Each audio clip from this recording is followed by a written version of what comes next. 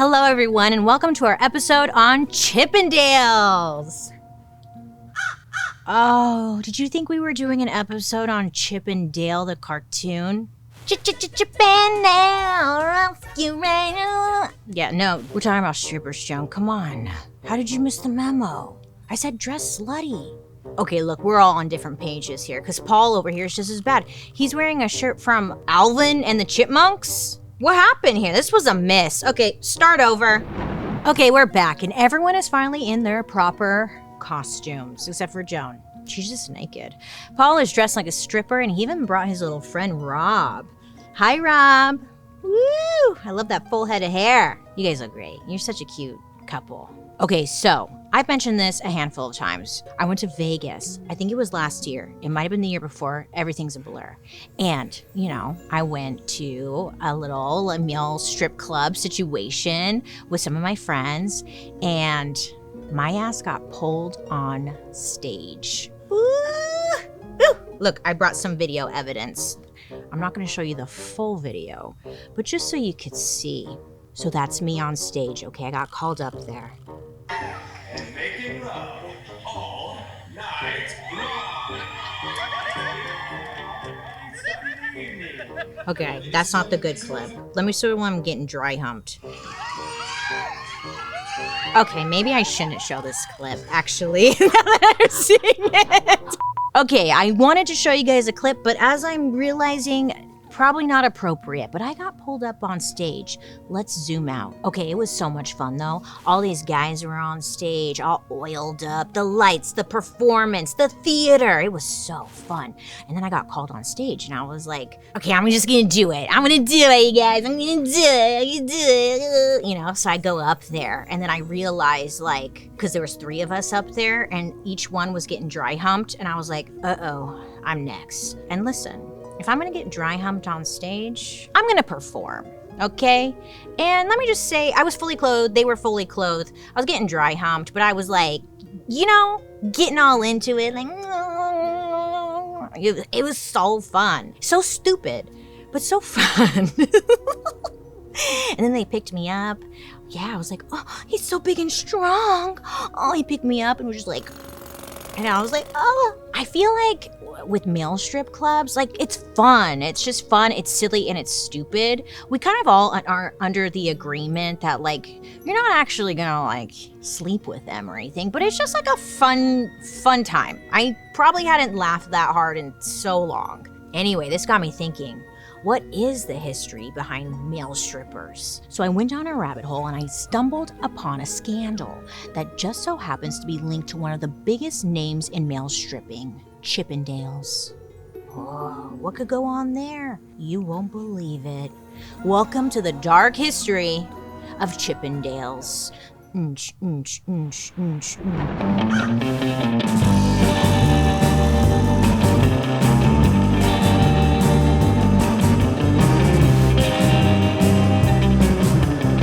Hi friends, I hope you're having a wonderful day today. My name is Sarian, and I'd like to welcome you to my podcast, Dark History. Here, I believe history does not have to be boring. It might be tragic. Sometimes, rarely, it's happy. But either way, it's our dark history. Before we get into it, don't forget to like and subscribe. I'm always here for you posting new content. And let me know what you guys think. I love hearing from you in the comments section, and I read comments at the end of every episode if you didn't know. But other than that, let's get into it. For some reason, female nudity feels way more common than male nudity, right? In pop culture, at least, we see women being sexualized and naked all the time. Boobs, right?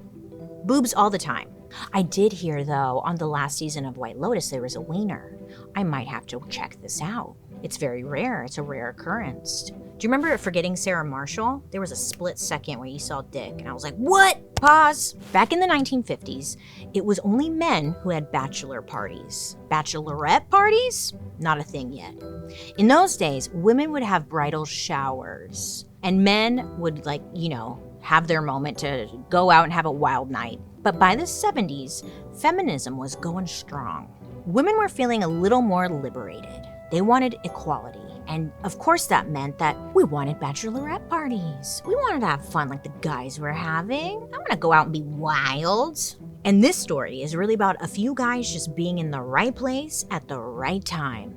Because they started something over in Los Angeles that overlapped with the rise of porn and female empowerment. Because, if you're gonna have a bachelorette party, just like the guys do, what do you need? Booze, penis straws, and knock, knock, knock, knock. Hello, I'm here to arrest you. Has that ever happened to you where like someone knocks at the door and they come in and they're like, I'm here to arrest the woman who's getting married? Or no, it was just the real cops and it was just a raid and you're like, oh shit. So it's the 60s. Girl power, all the rage. Burning the bras, we're doing it. Growing our hair legs, we love it. And this is when an Indian man named Showman Banerjee moves to Los Angeles. Once he got to America, Showman decided to go by Steve. So that's what we're gonna call him. According to our expert, this was because Steve didn't want people to look at him as an immigrant. He wanted to be seen as an American, like everyone else. So Steve found work in business. He actually had a job at Mattel. I know, I was like, was he making Barbies? What was he doing? And he owned a couple of gas stations. Like, he was doing okay. He was a pretty smart businessman here. I freaking roll because we hear this all the freaking time. He wanted to be the #1 business guy in America. He wanted to be the richest of rich. The American dream. It's all about being fucking rich and #1. It's like, God, what happened to like simple, realistic dreams? Like, I want to fly a kite. When was the last time you flew a kite? What happened to those dreams? Bring them back. Steve decides to get into the nightclub business. And in 1975, he ends up buying a business that was struggling in Los Angeles. It was called Destiny 2. Destiny 2 was not doing well, and also it really wasn't in a great part of Los Angeles. So unsure why he made this move, but he did. Steve thought that adding a bunch of unique shows would help draw more people to Destiny 2. So pretty soon, this club is doing anything and everything you can think of, okay? They've got dinner theater, magic shows, women's mud wrestling. Hot, right? I hate those. You ever see those? It's like women mud wrestling or wrestling in jello. What is that? What's that fantasy? What is that? What is that? Turns out the whole mud wrestling thing, though, it literally was a mess, and it took forever to get the floor of the club clean, So it was like, okay, that's probably not a good idea. It was fun to watch. I liked watching those boobies bounce, but it's too much cleanup. This is when Steve's realizing, like, this still isn't the vibe I'm going for. But perfect timing.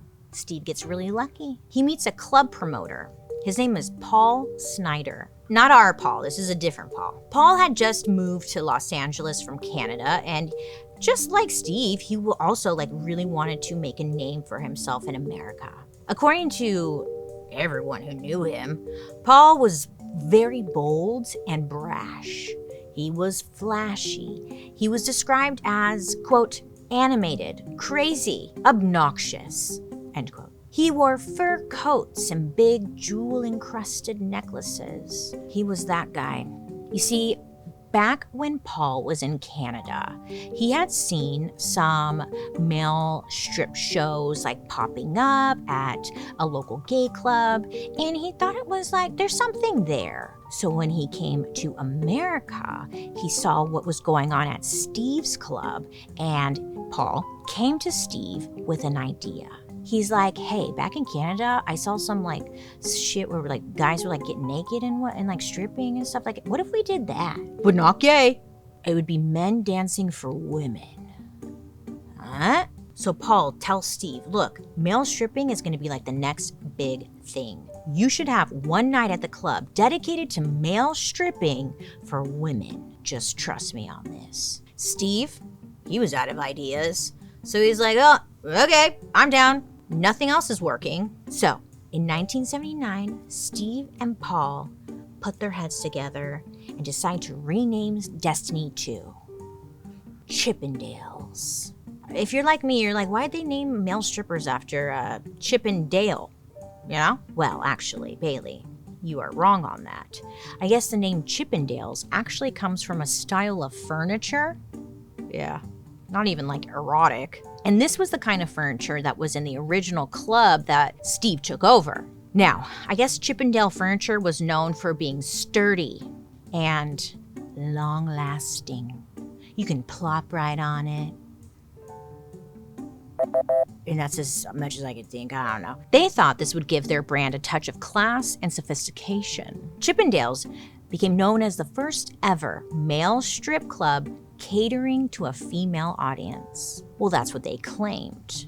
But to be fair, it's completely untrue. Because look, fact check, there was actually a place called Sugar Shack. Yeah, and they were first. Over in Wisconsin, a place called the Sugar Shack had opened 14 years earlier in 1965. It was run by a former Playboy bunny named Dana Montana. So Dana was a total pioneer in the strip club community. She had male strippers dancing on stage at the Sugar Shack years before Chippendales even existed. So it was like, okay, that's cute, but I've been doing it first. Just want to give some credit where credit is due. Sugar Shack. Dana Montana, I see you, girl. Icon. So the Sugar Shack is actually still around to this day, as of right now. It's in Lake Geneva, Wisconsin. The difference here was that the Sugar Shack remained like a local business. In Chippendales, they didn't want to be a local business. They wanted to take over the world. Hi, it's me, Bailey, coming from my basement. It's kind of giving Blair Witch a little bit, but I'm here to do an ad. Do you ever find yourself opening the fridge and just standing there, staring blank at a sad bag of spinach, wondering, hey, maybe if I add some like spices to that bag of spinach, like that could be dinner. I got mustard, right? Well, that used to be me too, but everything changed with Hungry Root. Hungry Root is this amazing service that basically does your grocery shopping and your meal planning for you. You just take this quick quiz, you tell them what you're into, like, hey, I want gluten-free, dairy-free, whatever. They have lots of options, and then they create a whole week worth of meals just for you. And listen, they get me. I'm still thinking about my last box. I got these chicken teriyaki meatballs that took like 10 minutes to make, and so good. And then they had this lemon tahi kale salad that somehow made me like kale. Yeah. What I really love, though, is how much time it saves me. Hungry Root actually helps me eat better without thinking about it. That's major. Which means more time for reading weird medical journals or court documents from the 1800s or whatever, or do whatever you want, you know? Hungry Root's ingredients are also quality, like hormone and antibiotic-free meats, organic produce, and like none of that high fructose corn syrup nonsense.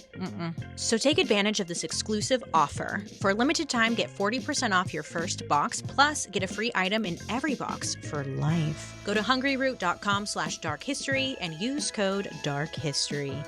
That's hungryroot.com/darkhistory using code darkhistory to get 40% off your first box and a free item of your choice for life. hungryroot.com/darkhistory. Code darkhistory. Thank you.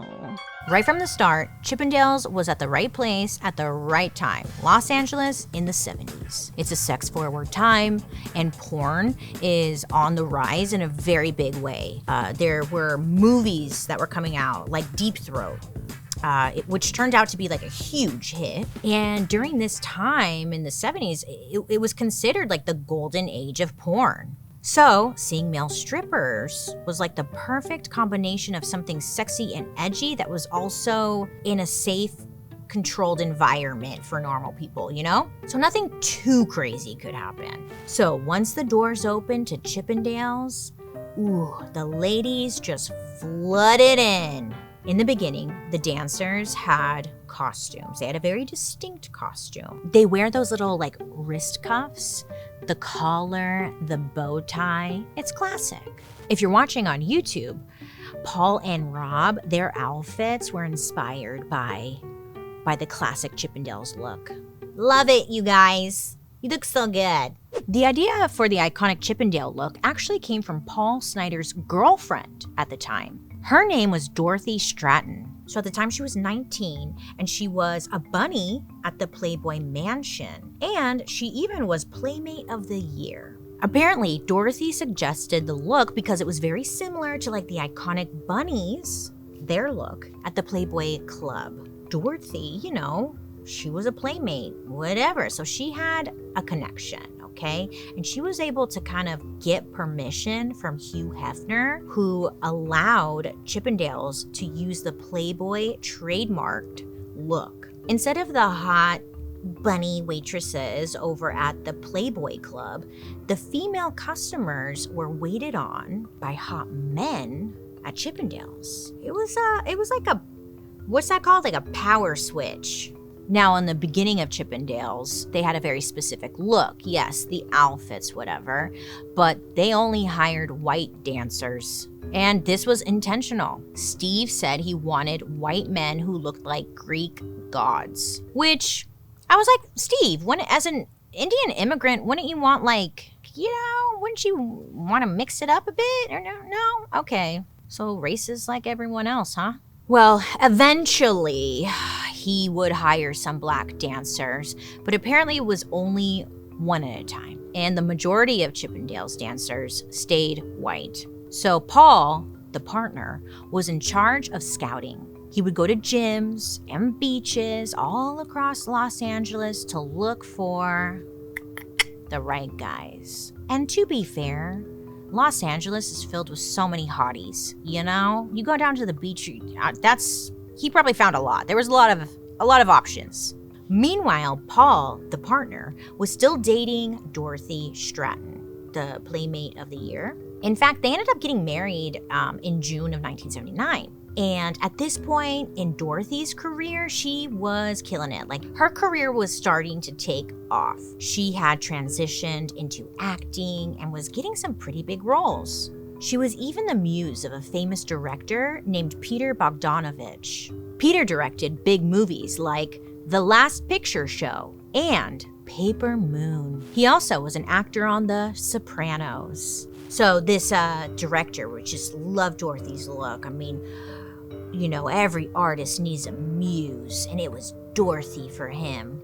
And this is when her marriage to Paul, the partner, starts to fall apart. Because rumor had it that Dorothy and Peter, the director, were seeing each other romantically. I'm sure they were. I mean, if some man tells you, "You're my muse," I'd be like, "Oh!" Dorothy starts to distance herself from Paul, the partner, and this only makes him more jealous and possessive. Dorothy decides she needs to get a divorce, so she starts preparing to file. So, Dorothy preparing for a divorce. She had just moved in with her new man, that director guy. This left Paul, the partner, feeling humiliated and desperate. He was raging. He wanted revenge. So on August 14th, 1980, Paul lured Dorothy to his house, saying he was finally ready to talk about finances. That he would be civil. It would be just a conversation, whatever. He specifically wanted to talk about dividing assets and like all the boring stuff that sucks, you know? Dorothy decided to go because she thought, you know, Paul was finally being reasonable. But what she didn't know was that just a few days before inviting her over, Paul had purchased a 12-gauge shotgun. It's a trap, girl. It's a fucking trap, girl. So Dorothy shows up to Paul's house sometime between like noon and 5 p.m. He somehow got her into the bedroom, and then he shut the door and he locked it. Then he allegedly started assaulting her. It escalated, and at some point he whipped out the shotgun, forced her onto her knees, and fired. So sad. Dorothy died instantly from a shot to the left side of her head. She was only 20 years old. That's so fucked up. Paul's like, now what? You know? For hours, he was alone in the house with Dorothy's body. We don't know for sure what he was doing, but he was probably doing something fucking weird. I bet you. Because we've seen it on Murder Mystery. Probably doing something a little weird. But then after some time, he actually turns the gun on himself and fired. Right away, news spread all over the media. You know, Dorothy was this like gorgeous, blonde, young celebrity. People were shocked she was killed. You know, I mean, it was like, oh, her career was just taking off. Oh, no. You know, it was everywhere. this wasn't good news for Chippendales. The last thing Steve wanted was a bloody murder-suicide associated with his club. Because remember, Paul was like a partner. Steve's way to address the situation was to just deny that he knew Paul. He's like, I don't know who you're talking about. Never met that guy. That's crazy. It's so weird. I don't know why you keep thinking I know him. Never heard of him. Nope. Low-key, Steve was like happy to be the only one in charge again. Apparently, according to Steve, Paul, the partner, had been like a horrible MC and a pretty unreliable business partner. Steve hadn't been happy with him for a while. So as tragic as it was, it seemed like for Steve, he was like, Yahtzee. But at some point, Steve does realize that he's going to need some help if he wants to keep Chippendales going. And this is where he gets really lucky for the second time. In 1981, Steve hires a TV producer named Nick Noia. He brings this guy on. He's like, I want you to run the show. You see, Nick was like kind of a big deal. He won 2 Emmy Awards. Yeah, I was like, what for? For a show called Unicorn Tales? Missed that one. But he won awards for it. You know, it was a kid's show on NBC apparently.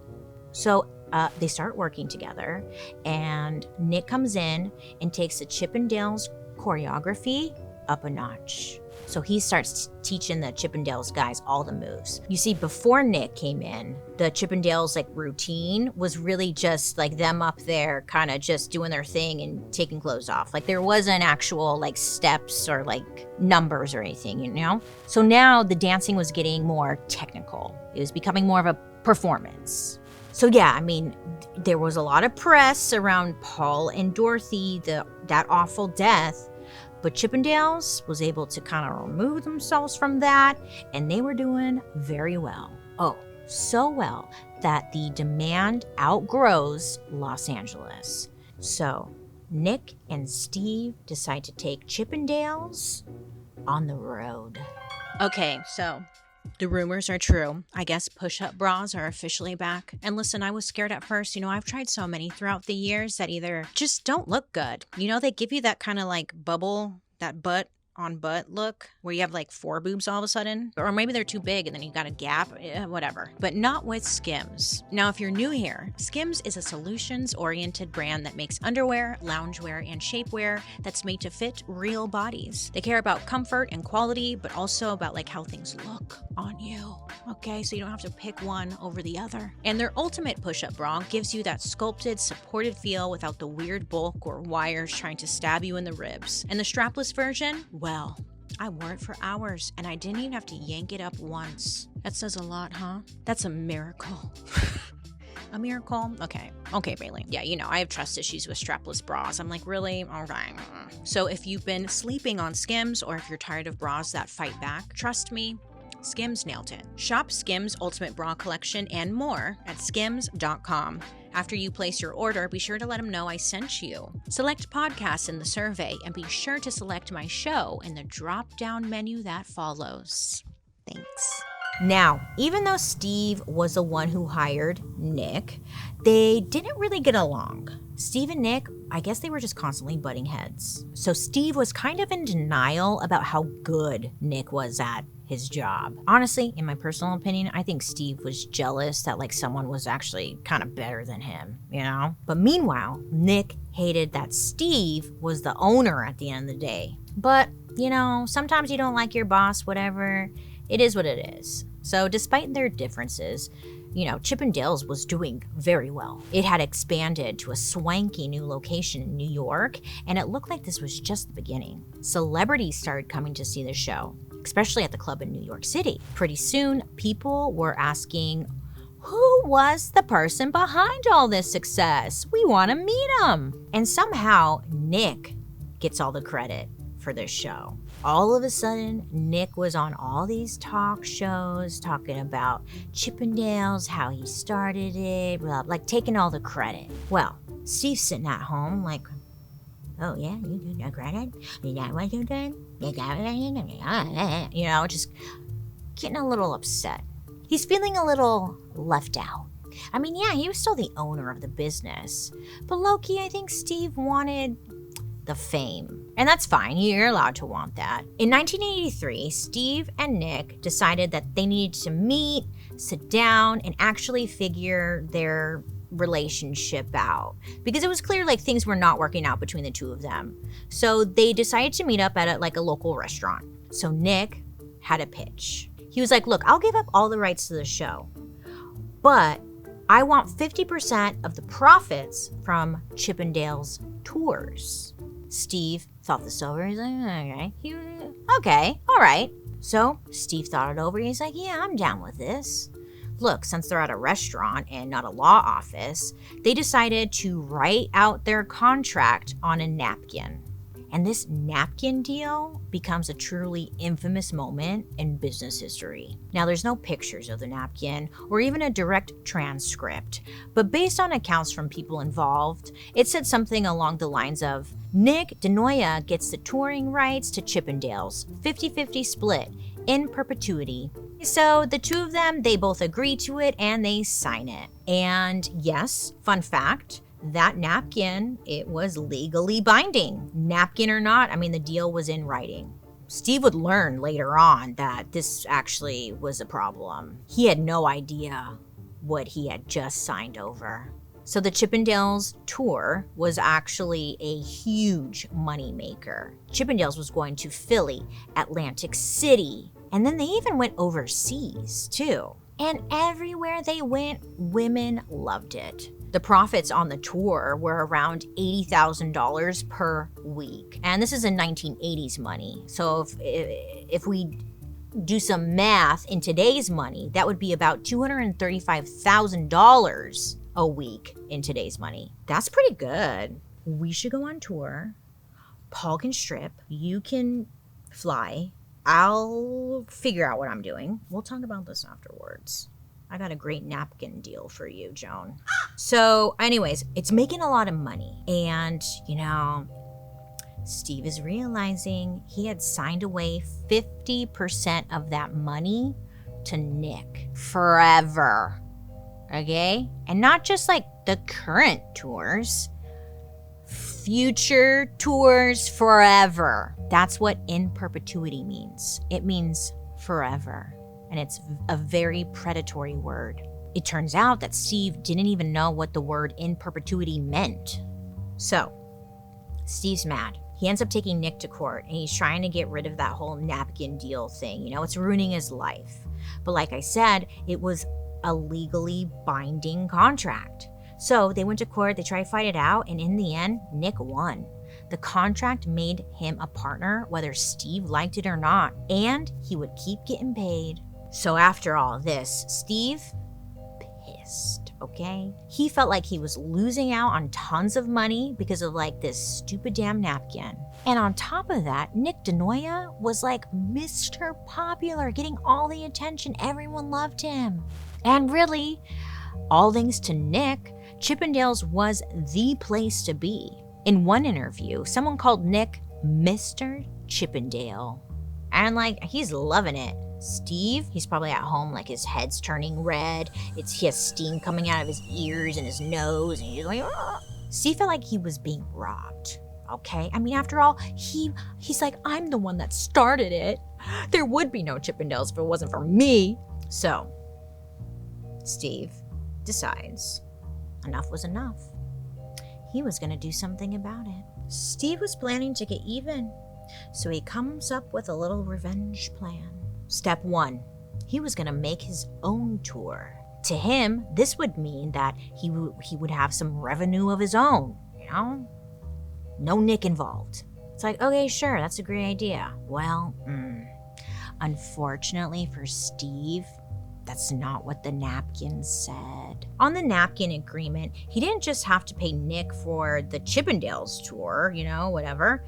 Nick was entitled to half of every Chippendales tour forever. Well, Steve's kind of panicking. He's like, shit. To make things worse, it turned out that Steve wasn't paying his taxes. Yeah, and someone caught on. He got some notices saying that he owed back taxes to the government And it wasn't cute. It wasn't like, $100 or something. It was a lot of money he owed. Steve is trying to come up with some ideas in order to try and dig him out of this hole. He decides, okay. He's like, idea.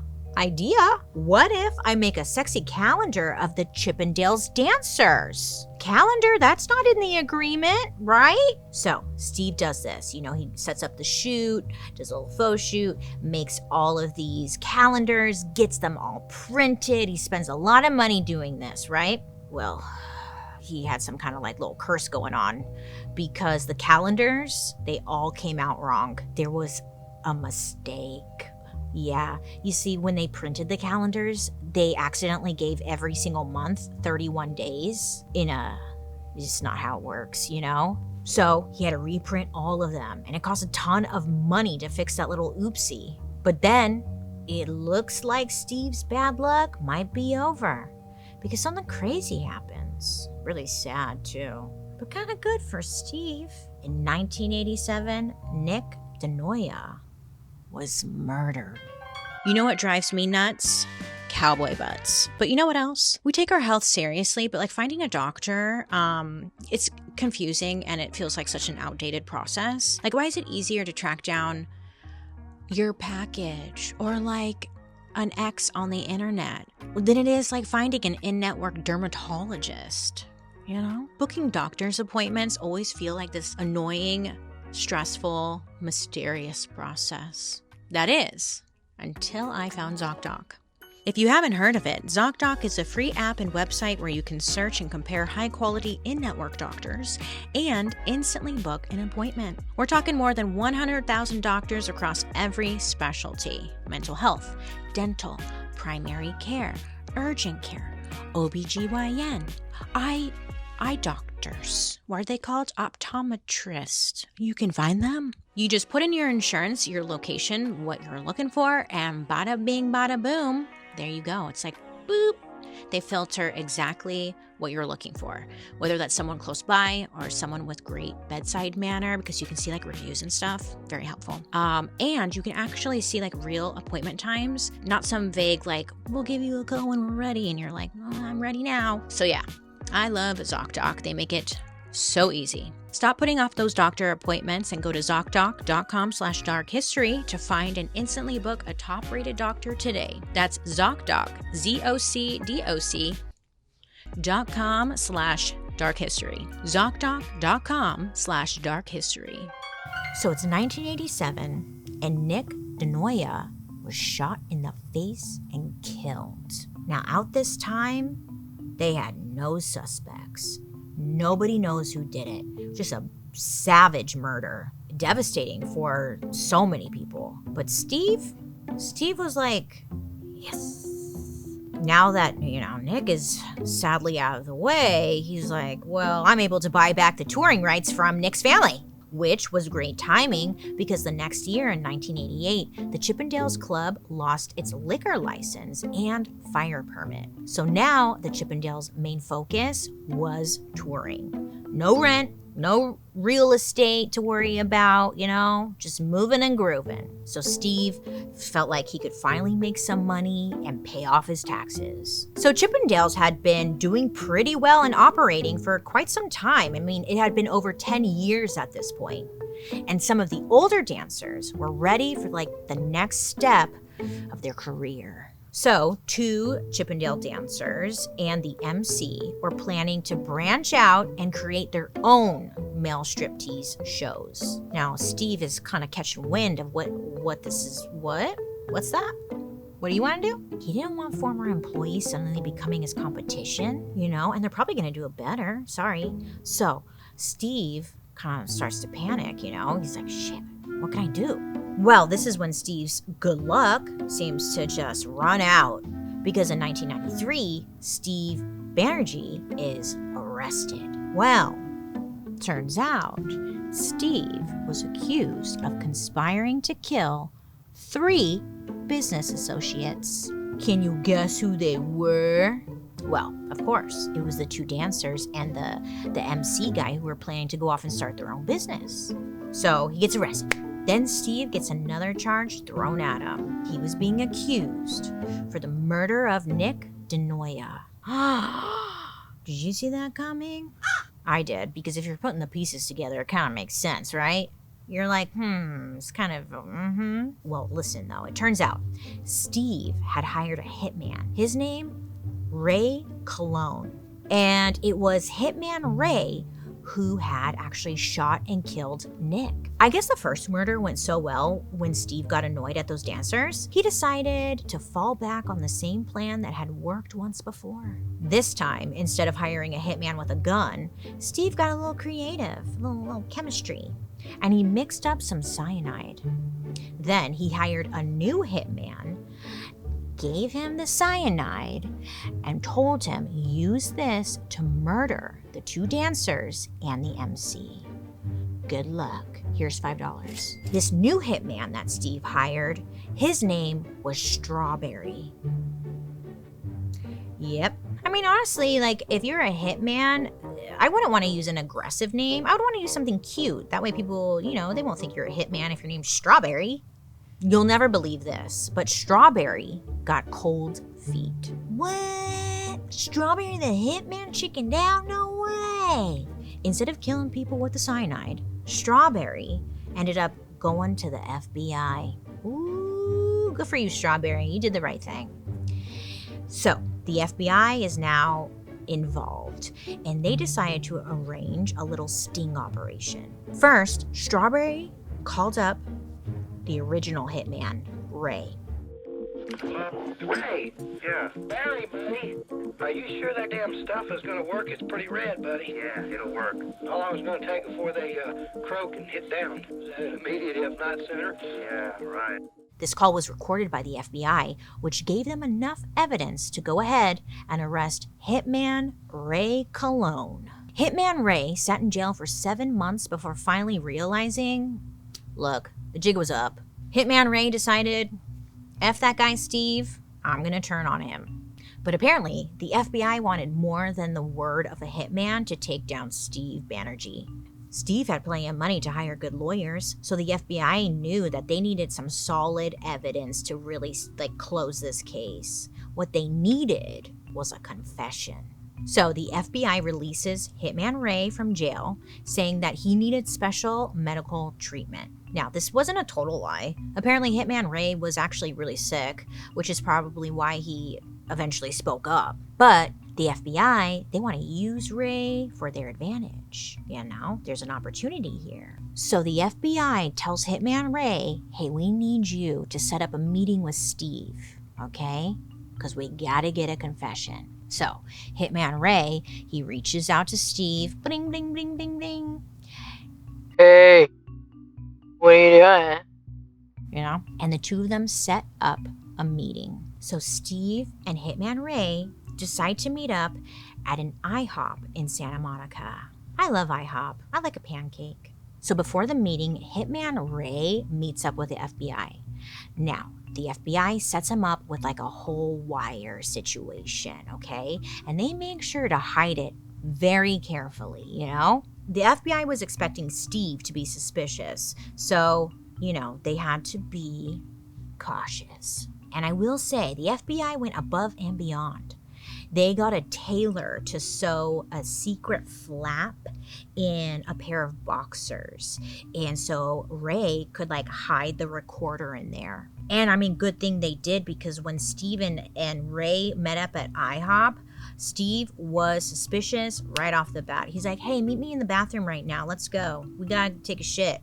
Wink, wink. So the two of them, Steve and Ray, they go into the bathroom. Steve says, take off your clothes. Strip down to your underwear. I need to make sure you're not wearing a wire. Hitman Ray takes off his clothes, and I'm sure he's like, oh, fuck, But luckily, because they sewed in the situation in the boxers, Steve didn't see the recorder. But Steve was just paranoid in general, and he refused to say pretty much anything out loud. Instead, he wrote all of his answers on Post-it notes. Oh yeah. And then he would show it to Hitman Ray. What's your favorite color? And then he would take it, rip it up, put it in the toilet, flush it. I'm sure Hitman Ray was like, God damn it. You know? Well, this sucked for the FBI because they didn't have anything. Any recording they did get from that meeting was completely useless. So the FBI was like, okay, we need a new plan. So some time goes by, you know? And the FBI is like, okay, Ray, we need you to contact Steve again. At this time, Steve was in Europe, okay? He was traveling, doing work shit.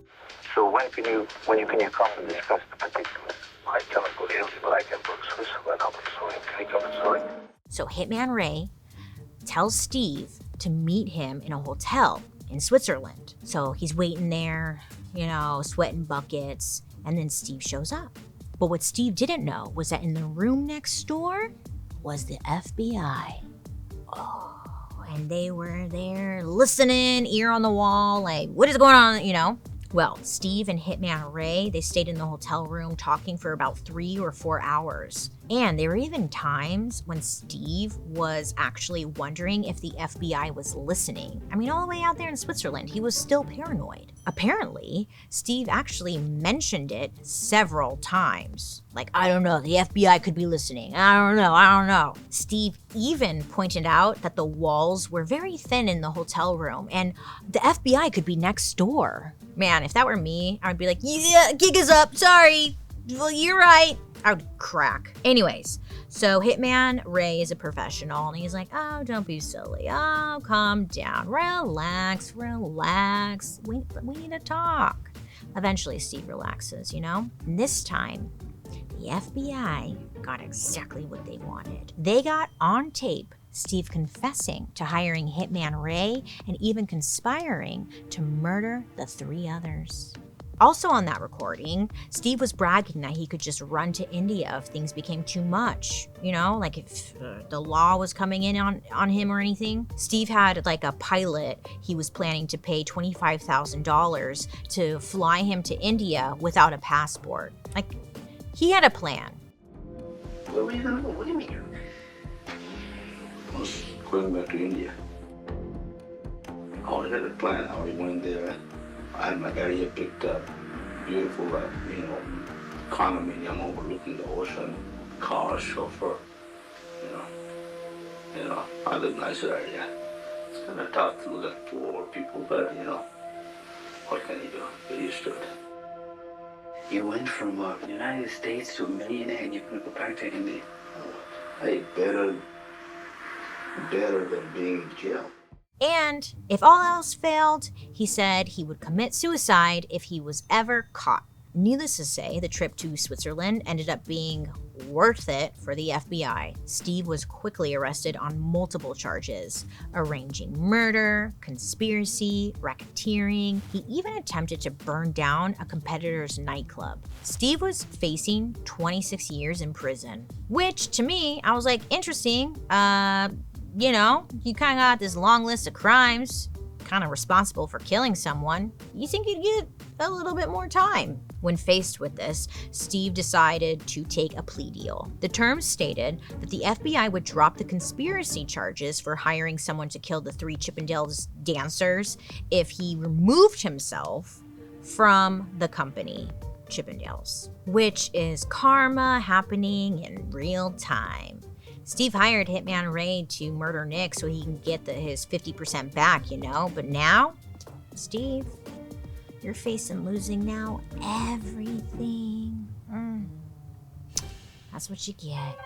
I'm in the basement. You ever get an idea, like a weird, amazing, maybe it's kind of like, it's a little out there, but it's an idea, and you're like, I should put this on the internet? Well, same. Last week, I was like, what if I made a recipe book for all the dishes that have been served in my episodes of Murder Mystery Makeup? Not poisonous, but it was an idea. And that's when it was time to turn to Squarespace. If you don't know, Squarespace is an all-in-one website platform that makes it super easy to build a gorgeous, professional-looking site. Whether you're starting a business, launching a portfolio, selling stuff, or just need a home for all of the chaos you've been cooking up, you don't even need to know any code.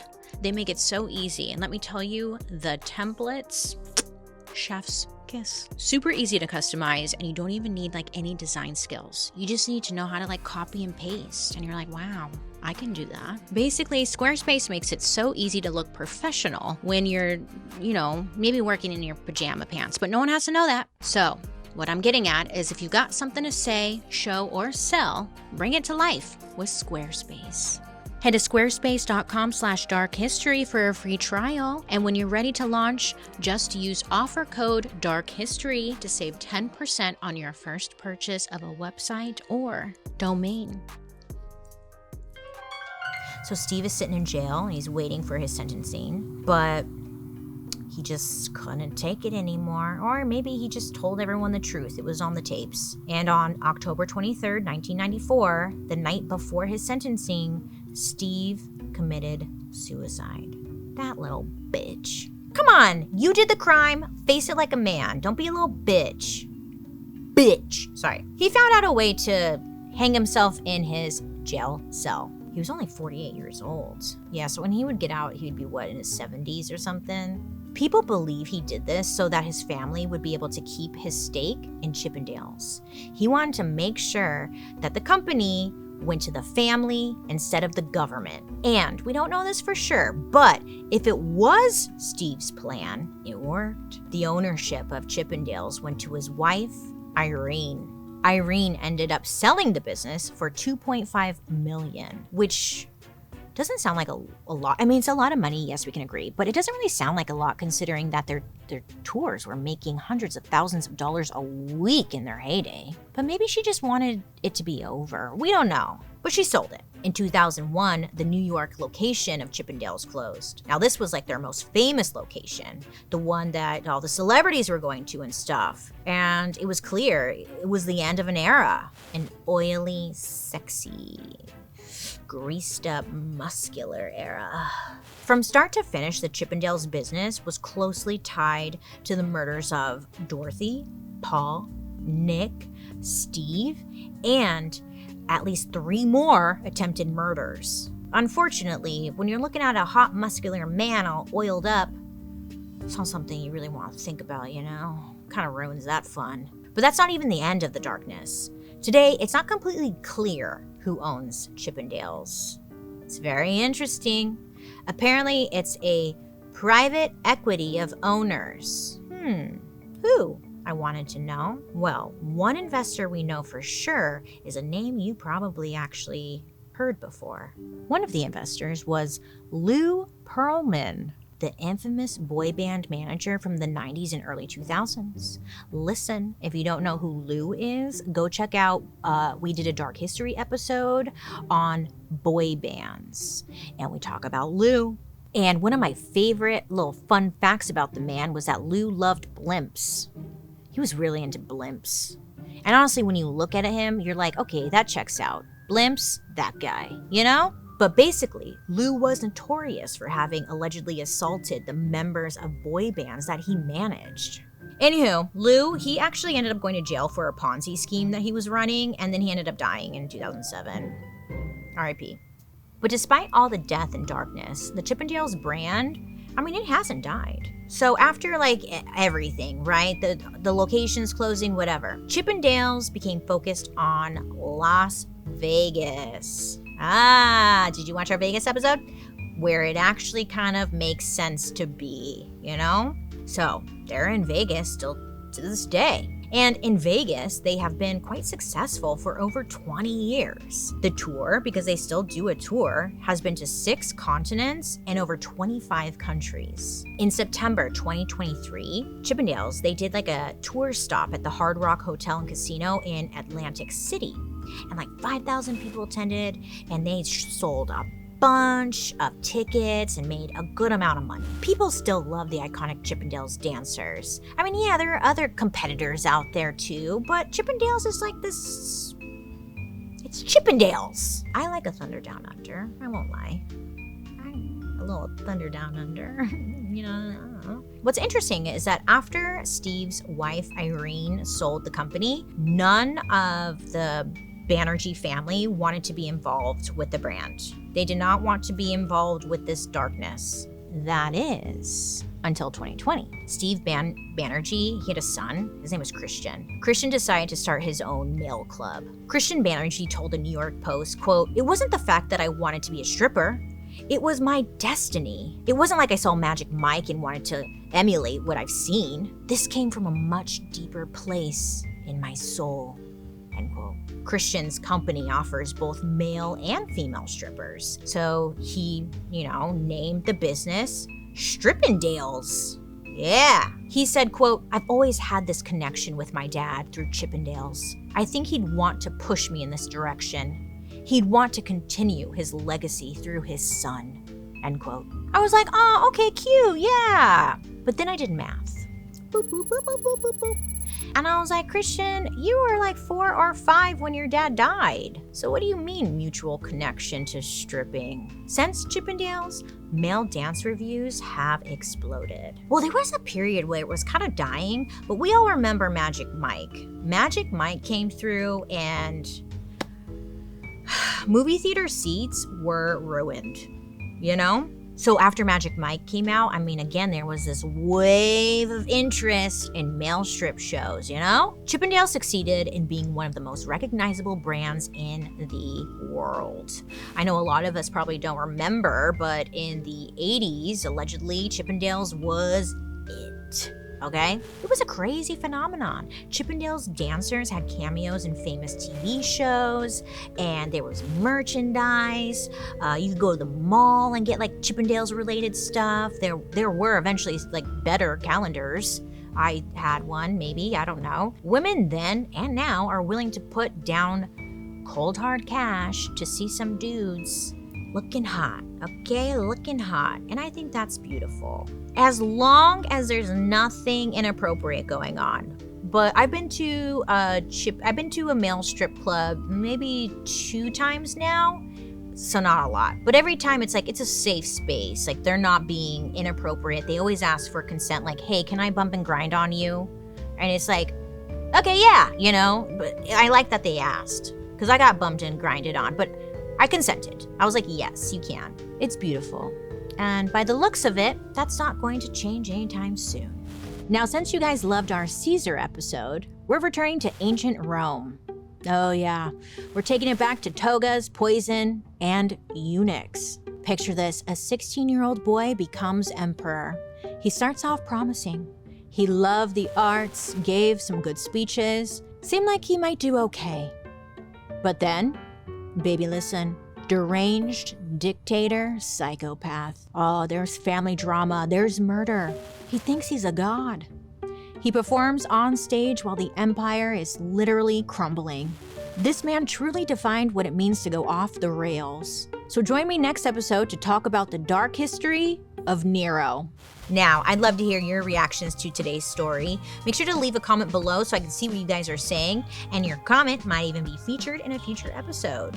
Now, let's read some comments, you guys. Paul, hit the lights. David Blix left me a comment saying, there are eunuchs today called null. They remove stick and nuts. Twitters showed me and I am scarred. There are some music that cannot be sung properly anymore because no one can recreate the castrati voice, well, without creating another castrati. Okay, I know what you're saying, but I did get a little hung up on the stick and nuts part of it. It did take me a while to figure out what you're talking about. I think you're talking about the wiener. Is that the stick? And then the nuts. Thank you for pointing out that there still are eunuchs today called null. I'm sorry we didn't bring that up in that episode, but I appreciate you letting me know because I'm actually kind of interested. I will definitely check out these sticks and nuts. And thank you for watching. I really appreciate it. Honestly, I was surprised by the feedback on the eunuchs episode. I was like, maybe some people will care. But it actually, like, people were really into it. And I was like, hell yeah. I thought it was really cool. It was a really interesting episode. Sad, but like, wild, right? What'd you think of the episode? Did you like it?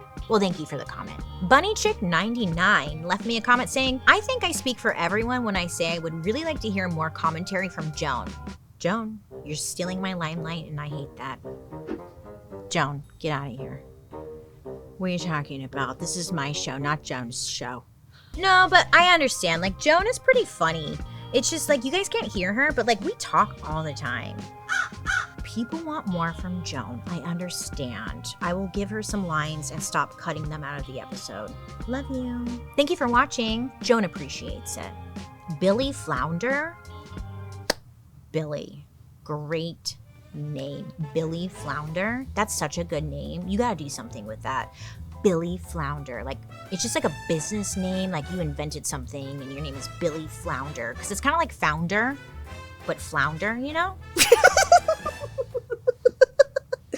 Okay, Billy, sorry. He left us an episode suggestion. The Dark History of Garlic. Billy Flounder. Mr. Flounder, may I call you? Or Billy? How about Bill? William? Listen, I actually really like garlic. I know a lot of people don't, but like, I love it. And honestly, I actually never thought, does it have a dark history? I'm very curious. Billy Flounder, thank you so much for this recommendation. I definitely will go down. I'm on it. You guys are always sending me down some rabbit holes, but I love it. I love it. I love it. And I appreciate it so much. So thank you so much for the suggestion. Well, you guys, thank you so much for watching, and I appreciate you so much for engaging. Don't forget to leave a comment because maybe your comment will be featured. Oh, did you know you can join me over on my YouTube where you can watch these episodes? Yeah, on Thursday after the podcast airs. And while you're there, you can also catch my murder, mystery, and makeup. And hey, if you don't know, Dark History is an Audio Boom original. A special thank you to our expert, Natalia Melman Petrozella, professor of history at the New School. Plus, she actually created a whole podcast about Chippendales where if you really want to get in the nitty-gritty of it all, check it out. It's called Welcome to Your Fantasy. It's good. And I'm your host, Bailey Sarian. I hope you have a good day today. You make good choices. Don't hire a hitman. I'm looking at you, Ghost Adventures girl. And I'll be talking to you guys later. Goodbye.